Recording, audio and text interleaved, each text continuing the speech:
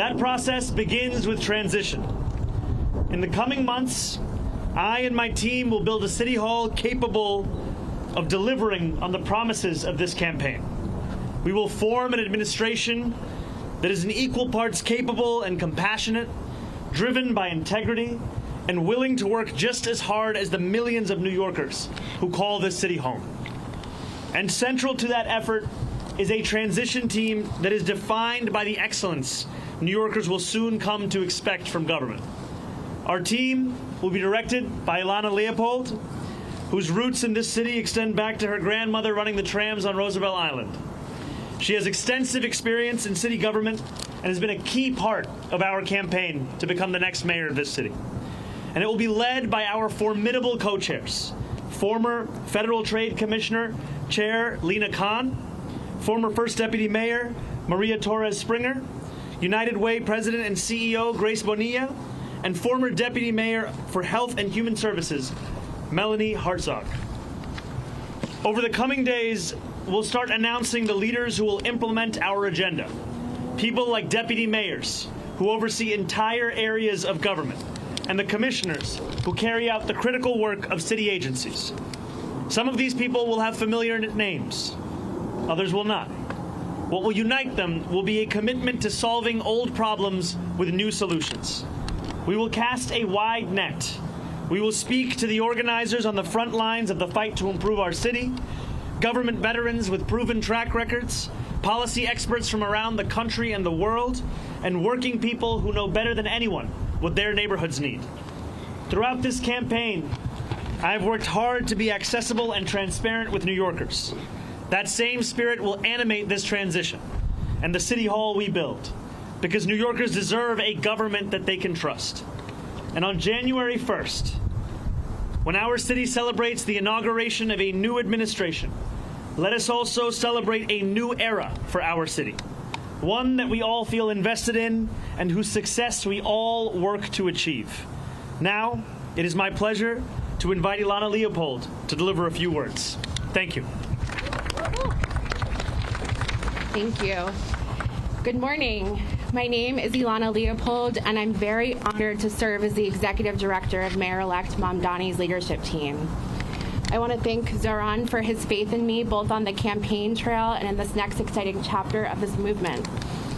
As a third-generation New Yorker raised in Mitchell-Lama housing and educated at CUNY, I bring to this work a deep appreciation for the city's promise and a commitment to expanding it for others. I love this city deeply, and I'm so grateful for the opportunity to help shape its future. I'm also expecting a child soon, and so I want the future that she inherits to be one of possibility and opportunity.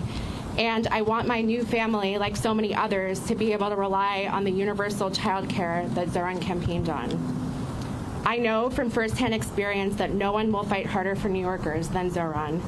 He has the vision and ambition necessary to drive down the cost of living so that families like mine can afford to live in the city we've built. I cannot wait to help our next mayor build a government for and by all New Yorkers. Thank you.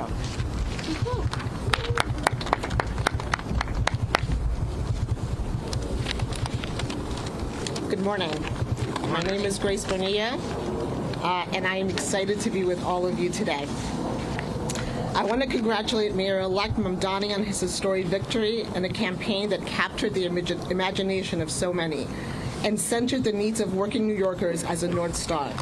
I'm honored to be part of a transition team and eager to work with you to build an administration that will work tirelessly to ensure working New Yorkers can finally afford to live and raise their families in the city that they love. As a native of Queens and a daughter of Ecuadorian immigrants who has dedicated my career to fighting for vulnerable New Yorkers, this appointment means a lot to me, particularly at a time when our immigrant communities and the people I serve are under attack. As we stand here today, 1.8 million New York City residents are without benefits to feed themselves and their families because of the inactions from the federal government.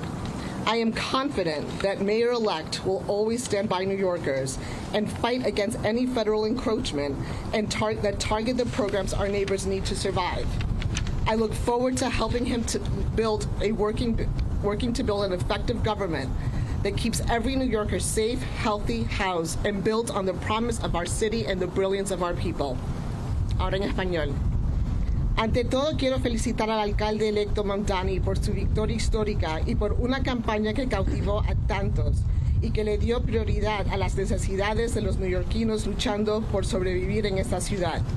Estoy muy orgullosa de formar parte de su equipo de transición y estoy lista para trabajar con usted para construir una administración que se esfuerza incansablemente para garantizar que todos los neoyorquinos puedan finalmente vivir y criar a sus familias en esta ciudad que tanto amamos. En este preciso momento, 1.8 millones de residentes de la ciudad de Nueva York carecen de beneficios para alimentar a sus familias y a sí mismos, debido a la inacción del gobierno federal. Confío que en el alcalde electo siempre defenderá a los neoyorquinos y luchará contra cualquier acción federal que afecte negativamente a los programas que nuestros vecinos necesitan para sobrevivir. Espero poder ayudar a construir un gobierno eficaz que garantice la seguridad, la salud y la vivienda de todos los neoyorquinos y que aproveche el potencial de nuestra ciudad y el talento de nuestra gente. Muchas gracias.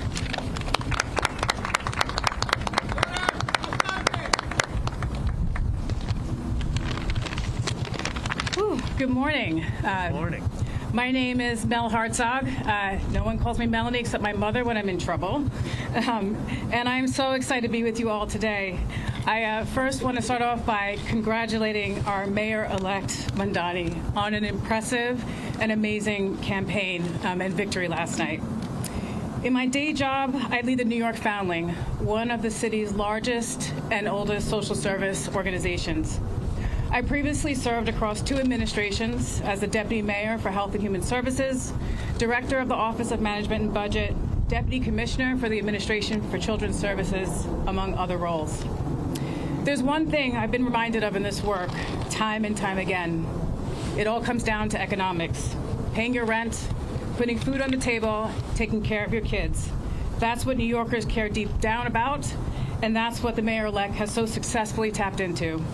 It's my honor to join the Mayor-elect and this incredible group of women who epitomize public service to make sure that we bring the very best, brightest, and most principled people to deliver for our fellow New Yorkers on this moment of promise. Thank you so much. Good morning, everybody. It's great to see you all. I want to start off by just congratulating our Mayor-elect Mamdani on an incredible victory and a just remarkable campaign this last year. I think what we saw last night was New Yorkers not just electing a new mayor, but clearly rejecting a politics where outsized corporate power and money too often end up dictating our politics, and a clear mandate for change where New Yorkers can get ahead and where all workers and small businesses can thrive, not just get by. I think what we saw through the campaign was an operation that showed extraordinary discipline, rigor, talent, and I know that Zohran has the vision and courage to make sure that we can actually deliver. It's such an honor to get to be part of his transition team, and I'm so excited to work with the co-chairs to make sure that we are building an administration that can hit the ground running on day one and deliver for all New Yorkers. Thank you so much. Good morning, everyone. My name is Maria Torres Springer, and first and foremost, I want to congratulate the Mayor-elect on his extraordinary victory last night and on building a campaign for and by the people. I'm so thrilled to join his transition team of extraordinary women, by the way, and help ensure that his administration is ready to govern boldly and effectively on day one. As the daughter of immigrants who believed in the promise of this country, and as a proud New Yorker who loves and believes deeply in this city, I have so admired the way the Mayor-elect ran a campaign that reminded us that home is both our greatest challenge and the greatest hope for our future. I remain deeply proud of the work that I did across 3 mayoral administrations to make our city more affordable and more just. This has been my life's work. And I'm eager to bring that experience, all of the lessons learned, what worked, what didn't, to help the mayor-elect achieve early, tangible wins for New Yorkers. Despite the headwinds we face as a city and as a country, the mayor-elect has truly rekindled something very powerful: our shared faith in New York's capacity to do big things and to dream boldly. Importantly, he and I share an undimmed belief in government's capacity to deliver for working people, an undimmed belief in public servants' capacity to not just meet, not even just exceed, but defy expectations. So thank you, Mayor-elect, for this opportunity. I look forward to helping you build an administration that gets to work joyfully and urgently to lower costs, build homes, expand childcare, and ensure that every New Yorker can build a life of dignity in this city that we all love. Thank you. Everyone will take questions. The co-chairs are available to answer questions as well. We'll start with you, Marcia. Mr. Mayor-elect, I'd like to ask you if you chose this location for any reason, because in 1947 in Flushing Meadow, the United Nations signed a pact that created the State of Israel. And I wonder if you were trying to send a message to Jewish New Yorkers who in the last 12 hours have expressed concern that they would be included and have a seat at the table in your administration. Yeah, I look forward to being the mayor for every person that calls this city home. That includes the Jewish New Yorkers that voted for our campaign and those that didn't. My responsibility is to all 8.5 million New Yorkers, and we chose this location as a reflection of the borough that I serve and the fact that we are proud to be known as the world's borough. And for far too long, that embrace of so much of what makes New York City special, so much of what makes it the place that we are proud to call it our home, it has been missing in our leaders in this city. And I am excited to be the first immigrant to lead this city in generations, and excited more, frankly, to deliver on an agenda of affordability alongside these incredible co-chairs for New Yorkers across the 5 boroughs. Zohran, what is your right here, sorry, victory we're say gonna go to to the Josie right here. Democratic Party and to Donald Trump? Yeah.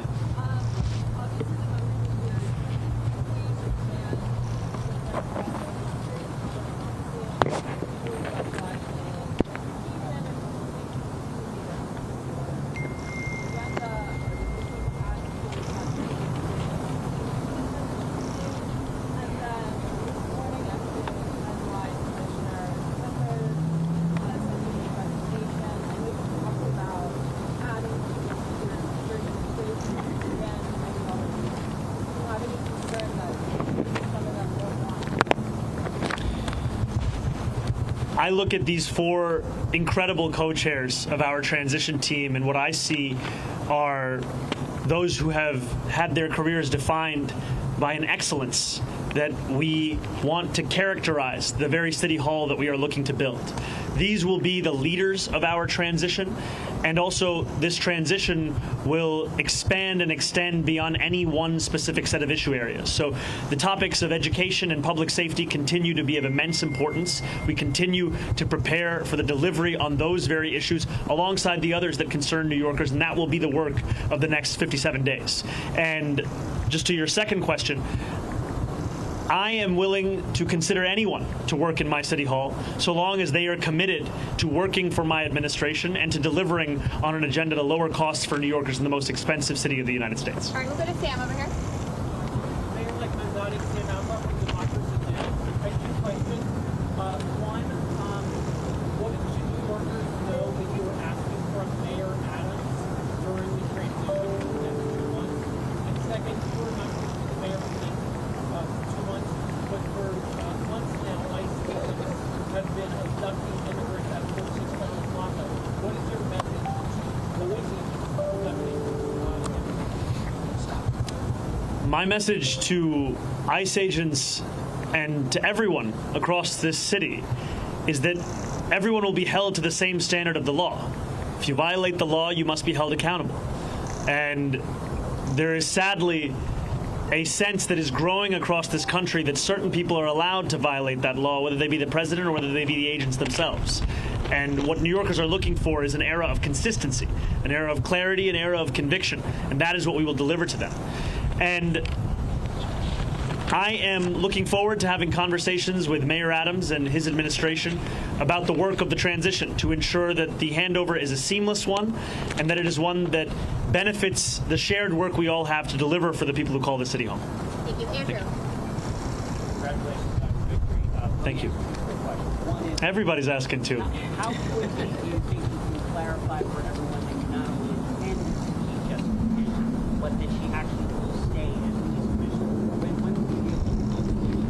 My second question is, were speaking last night waiting for a concession phone call from Andrew Cuomo, and are you disappointed that you didn't get it? I've made my intention clear to retain Commissioner Tisch, and I look forward to having conversations with her on that very subject.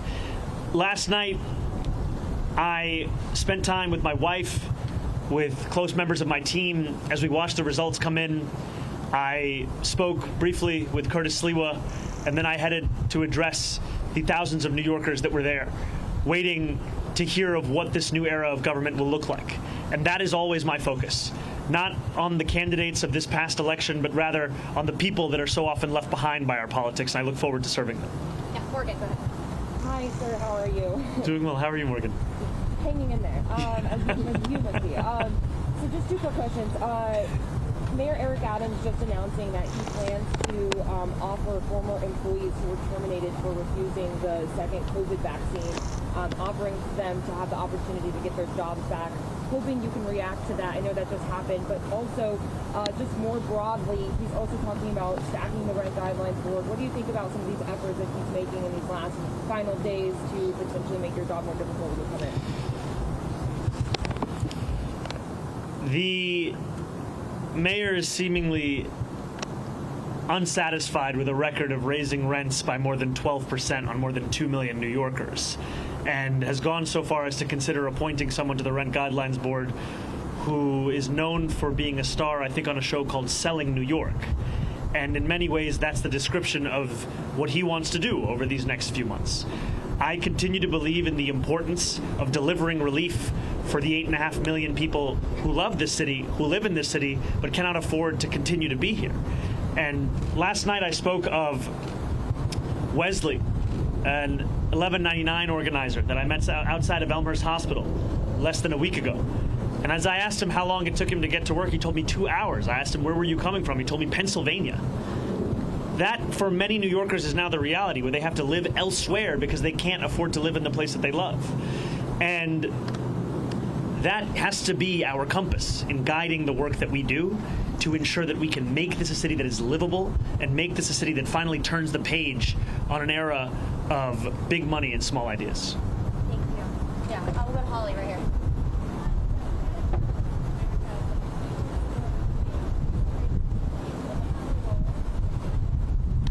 I am looking forward to having every member of my coalition being a part of our transition. The transition will be guided by the work that we need to do, and the coalition that brought me to this point has done an immense amount of work and has also been leading in the fight for dignity for working class New Yorkers. All right, right here.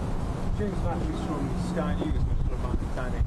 Tell me, what do you think the lesson is of your victory for the Democratic Party and for Donald Trump? Well, first, I just have to say I've spent many days in my youth watching the transfer window close, final hours on Sky News, so it's a pleasure to have you here. What's your team? Yeah, I'm an Arsenal fan.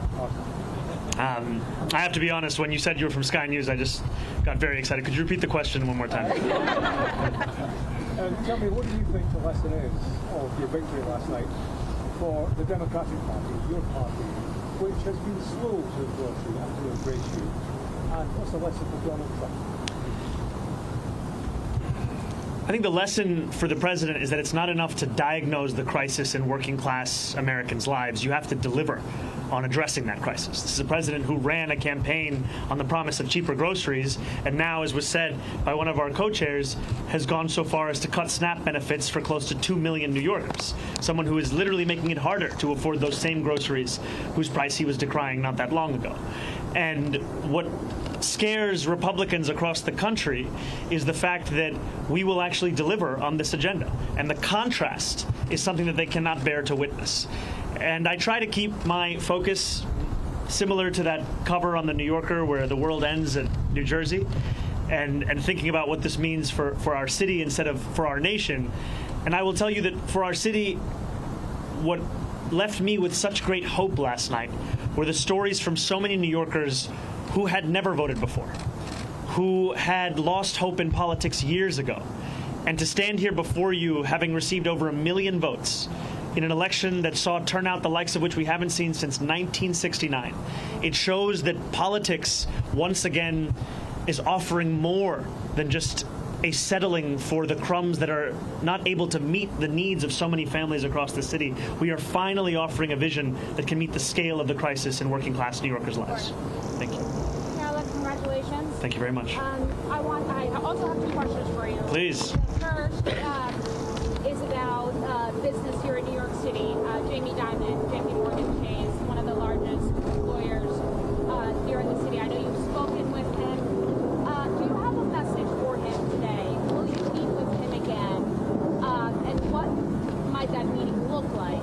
My second question is about the ADL and its leadership. Jonathan Greenblatt said this morning that he did not feel you had done enough during this campaign to make sure that Jewish New Yorkers feel safe. The ADL today has launched what they're calling Mamdani Tracker to track your administration and I guess its performance on that front.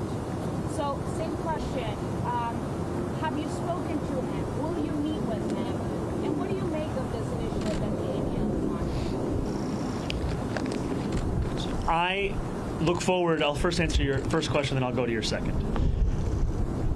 I look forward to meeting with Jamie Dimon and meeting with anyone who is concerned about the future of our city and is invested in the vitality of that same city. And these are not very different from the conversations I had over the course of this campaign with many business leaders who, while we may have disagreements on fiscal policy, we also found many areas of agreement as to what the city actually needed. And I think it is critically important that we start to embody a style of leadership that does not demand agreement of every single issue in order to even have a conversation. We need to be able to deliver for New Yorkers, and that means to meet New Yorkers, even those with whom we have any disagreements. So I look forward to having those kinds of meetings, be it with Jamie Dimon or be it with other business leaders, and continuing to show that our affordability agenda is an agenda that would also benefit businesses across the city. Because what I've heard from many of those same business leaders is that the inability for city government and state government to provide universal child care has led to businesses sometimes having to provide stipends to their own employees given the expense of that child care. Makes sense because child care in this city costs an average of $22,500 a year, which is a burden that many families cannot bear. And I also look forward to streamlining the regulations within city government. I'm someone who believes deeply in the public sector, believes deeply in public regulation, and I also believe if I cannot give you an answer as to why a regulation exists, then it likely doesn't have a good reason to exist any longer. And that extends to when a restaurant owner told me of the $25 a year he has to pay the city for the right to sell a frozen dessert. And it also extends to the way in which we fine and fee small businesses across the city, which is why we've committed to cutting that in half. And I have not spoken to Jonathan Greenblatt. I take the issue of anti-Semitism incredibly seriously. And last night in my speech, I spoke about how my city hall will stand steadfast with Jewish New Yorkers in fighting the scourge of anti-Semitism across the city and making that clear in the actions that we deliver on from January 1st. And I look forward to working with Jewish leaders across this city, whether they be elected officials, whether they be rabbis, whether they be community leaders, to deliver on the promise of not just protecting Jewish New Yorkers, but celebrating and cherishing them in this same city. Yes, go ahead, Henry. Track your administration on this specific front.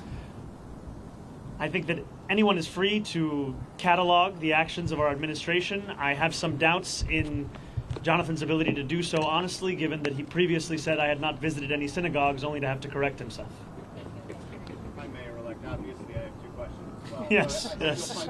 It's a 2-for-1 day. Oh, yeah, a little more interesting. So, on President Trump and on delivering real, tangible results, as you alluded to last night with your new era, as Maria Torres-Springer just said, how do you balance, or have you given thoughts of balancing combating President Trump and not getting lost in that fight to where you are not delivering the campaign promises? And second, I'm just curious, kind of in the quiet hours of last night, you got off stage, you went home, maybe you were sitting by yourself, maybe it was just you and your wife. I'm wondering what those sort of thoughts in your head were in those quiet moments after this sort of enormous accomplishment and the weight of what's about to come your way. It's very funny. Everyone is asking two very different questions. I'm trying to strike the right tone between all of them. New Yorkers are facing twin crises in this moment: an authoritarian administration and an affordability crisis. And it'll be my job to deliver on both. It'll be my job to stand up for the city and also to ensure that we do not look at Washington, D.C. as if it is the reason for all of the problems right here in New York City. Many of the issues we are speaking about, they predate President Trump. They are issues that for too long we have turned a blind eye to, or we have sought to rationalize or normalize. And what I'm so excited by in looking at these incredible women who will be leading our transition is a track record of being able to handle multiple crises at the same time. Crises which so often for others might be the only focus. For so many of the people on this stage, they were one of many. And these are the crises of cost, these are the crises of conviction, these are the crises that have come to describe much of our politics. And I find immense confidence in the fact that we are already building a team that has shown its ability to deliver and that will continue to show that over the next 57 days and beyond. I cannot tell you that I had many quiet moments between last night and this morning, but some things that I have been left with, whether it was in sitting with my wife or with close members of my team without whom none of this would have been possible, is the sense of hope that New Yorkers have. When I left the venue yesterday evening, there were hundreds of New Yorkers waiting outside. And so many of them were young New Yorkers. So many of them, it may have been their first vote they were ever eligible to cast. And in their eyes and in their shouts and in their screams, I heard the potential for what our politics could be. And it's a potential for New Yorkers to not only be able to see themselves in those that lead them, but more importantly, to see their struggles. And just before this, I heard from an immigrant rights advocate who said that the moment that made her whole in the speech that I shared was when I spoke about this city as being one that was built by immigrants, that was powered by immigrants, and now that will be led by an immigrant. I think for too long, many New Yorkers have been told that their only place is in the shadows. And it is incredibly exciting to stand here alongside these leaders to embrace the light that the future will hold for all of us in this city. Yes. Thank you very much. Gracias.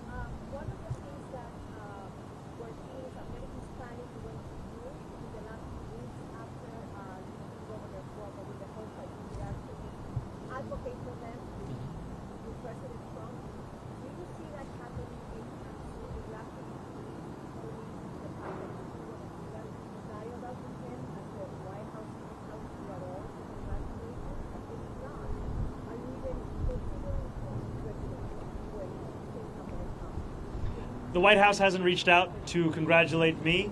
I continue to be interested in having a conversation with President Trump on the ways in which we could work together to serve New Yorkers, whether that be delivering on his campaign promises around cost of living or the many issues that New Yorkers have been sharing with me about the drastic impacts that the legislation that President Trump has ushered through Washington will mean for them and their lives. And too often we understand these impacts solely at an individual level. But if we just speak a little bit more about SNAP benefits, these are not just affecting the close to 2 million New Yorkers who are on SNAP, these also affect the grocery stores across our city.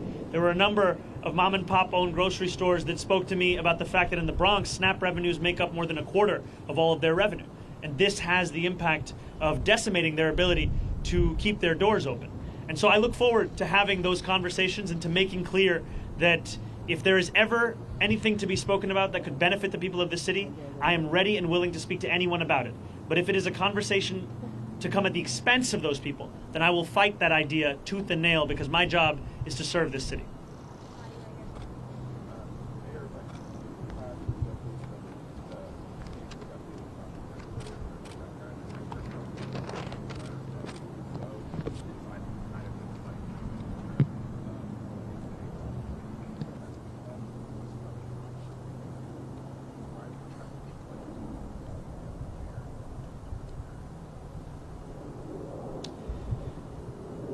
when I speak about Trump-proofing this city, I speak about protecting those with the least from the consequences of a man with the most power in this country. It is in part a reference to the need to ensure that any fight for additional revenue is one that also looks to try and protect those same New Yorkers from these kinds of cuts to the greatest extent that we can. And it's also a commitment to ensure that so many of the storied parts of city government return back to the moments where they were on the front lines of fighting for dignity and civil rights, and I think specifically of our city's law department. This is a law department that, when you think of the seminal civil rights cases of this country, they were there. And yet today it has 200 fewer lawyers than it did before COVID.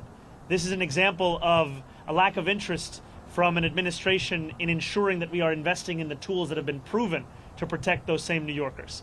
And I will not mince my words when it comes to President Trump. I will continue to describe his actions as they are, and I will also always do so while leaving a door open to have that conversation, because it cannot be understood as if it is an argument between two individuals.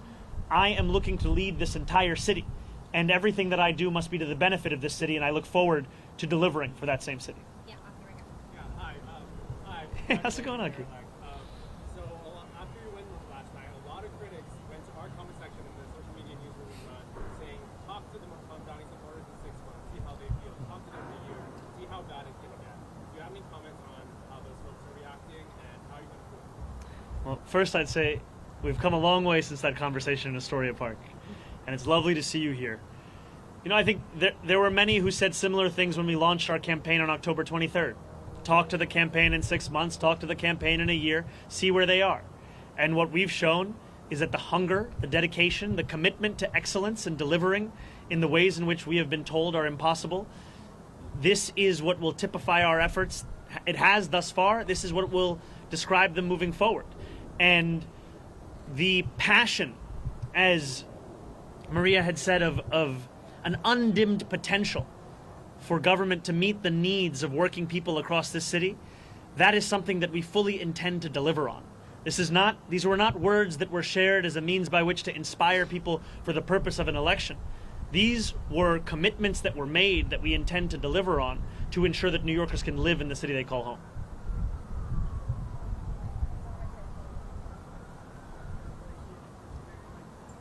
I'm sorry, could you come a little closer or speak a little louder?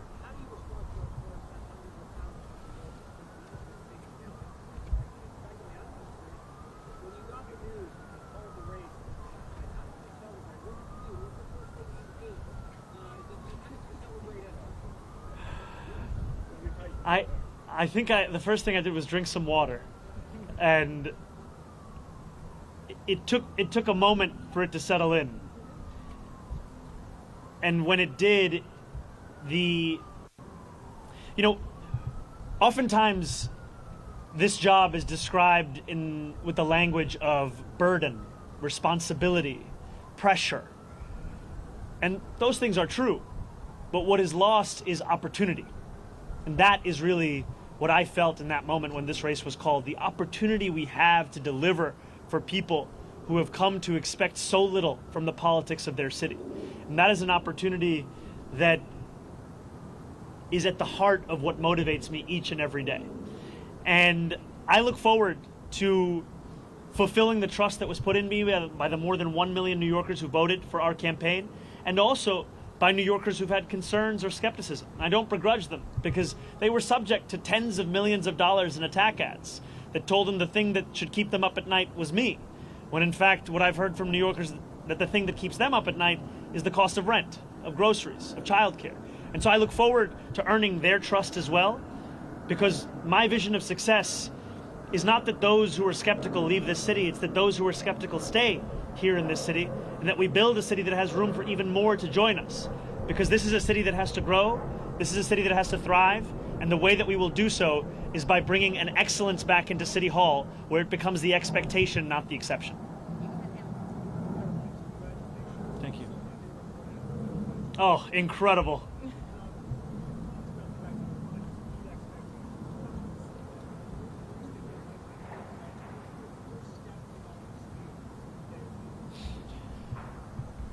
My first day in City Hall will look like my last day.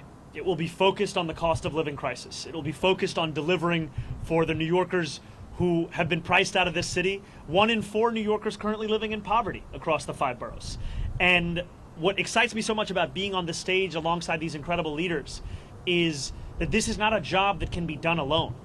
This is not a job that can be done by one person with one vision. It is a job that must be done by a team that is united in purpose in fulfilling the agenda that we ran on, an agenda of affordability. And for too long, we have heard from politicians who have told us what they can't do, and in reality, what they mean to say is what they won't do. And I'm excited to prove that making people's lives better is not simply an ideal, it is something that we can fulfill in the day-to-day work of our administration. Thank you. Thank you very much, Ethan.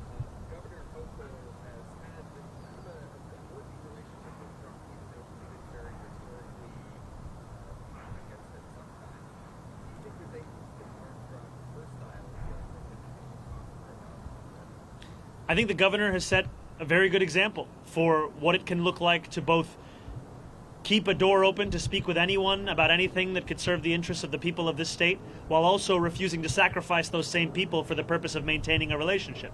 And that is exactly the approach that I will take, is when President Trump wants to do something that will benefit this city, I will be there to say as much.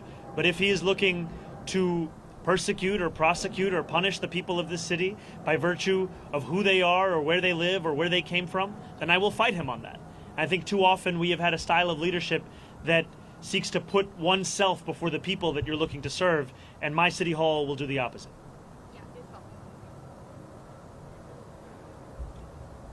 Oh, thank you.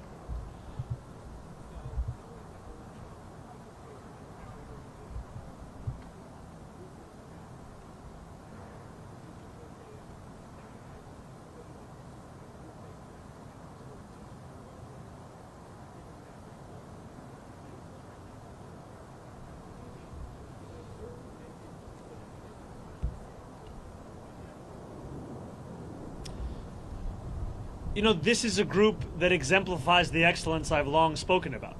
It is an excellence that New Yorkers have seen across multiple mayoral administrations. It is an excellence that they have seen at the federal level.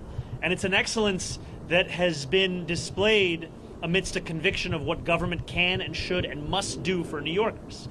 And I'm excited by the prospect of them leading this transition to deliver for those same New Yorkers. And I also am clear with the more than 100,000 volunteers who brought me to this point, with the more than 1 million New Yorkers who voted for our campaign, that the work does not end with an election. In fact, it continues until we deliver this agenda. And that delivery will be something that we do over weeks and months and years. And it'll be something that we will take immensely seriously, because it is a delivery that will fulfill the hope that so many have put in us.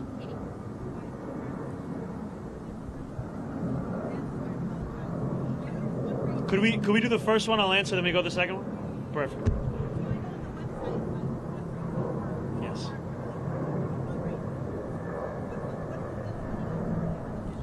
Well, thank you for the question. It's transition2025.com. And, you know, there were a few months ago where I told supporters across this city to stop donating. And today I am asking them to start once again. And I am asking them to do so because of the fact that a transition that can meet the moment of preparing for January 1st is one that will require staff, it will require research, it will require infrastructure. And those are things that we will have to provide. And I'm excited for the fact that it will be funded by the very people who brought us to this point, the working people who have been left behind by the politics of this city.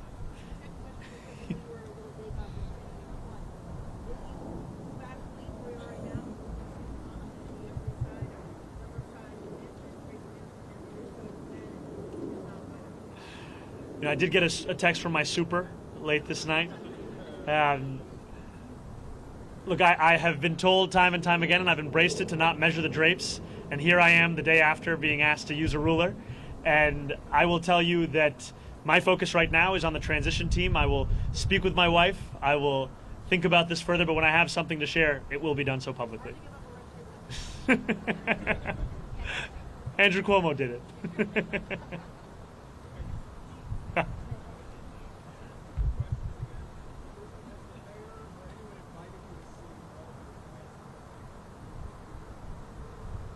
The mayor has not invited me as yet to go to City Hall, but I look forward to having those conversations about the transition.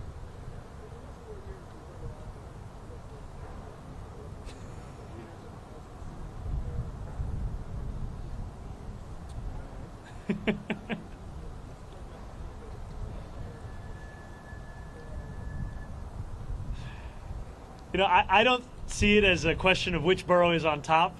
I am looking to serve every single one of the 5 boroughs. And in each of these boroughs, I find so much of the inspiration of the work that we have to do in City Hall. And I'm also proud to represent Queens in the state legislature. I'm proud to be a resident and an assembly member for Astoria and for Long Island City. And I'm proud that we are standing here today in the world's borough to embrace what gives so much meaning as to what it means to be a New Yorker here in this moment today. This guy's trying to get me to go against other boroughs. Unbelievable. Where's the suit? Good to see you.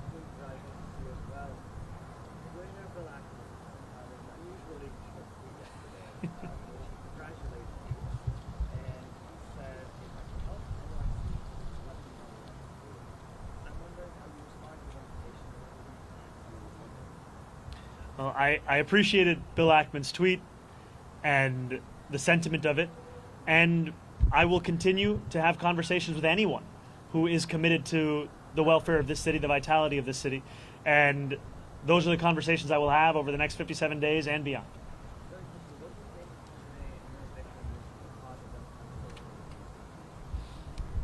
I can tell you what it means in this city. It means that the idea of a politics built around the delivery of dignity to each and every person who calls this city home, that politics is alive and well.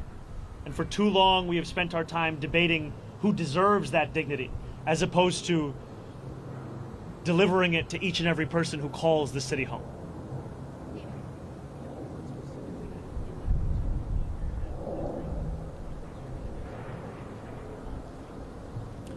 I didn't hear the second one. You know, even amidst my many critiques that I have of the Adams administration, we have to have a sober analysis of the work that is done in any single administration. And I think that City of Yes is something that is a significant and good step forward. I think that trash containerization is another example of something that we should continue to pursue. And these are examples to me of some of the issues which have been long recognized by New Yorkers as ones that need to be contended with by government and ones that have simply been ignored. And I look forward to continuing on those issues and then correcting the course in many and other areas of city government. And I look forward to working with the council and with the next speaker on delivering on an agenda of affordability for each and every person that calls the city home. Thank you guys so much. Thank you all. Thank you. Not yet.